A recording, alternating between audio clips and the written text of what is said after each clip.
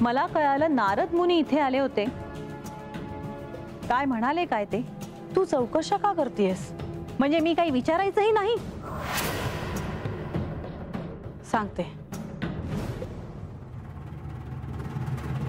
त्यांना काहीतरी सांगायचं होतं मला, पण मी त्यांना काही सांगण्याची संधीच दिली नाही।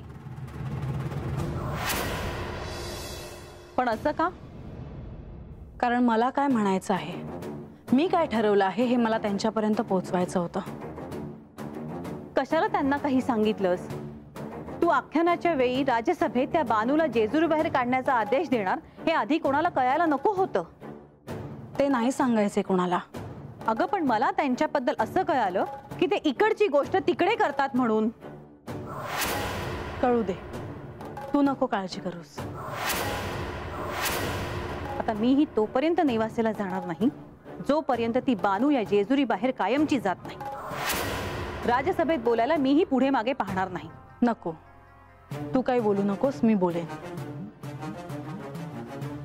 या निर्णयाच्या मध्ये देव येतीलच। आई तू बघच मी उद्या काय करते ते।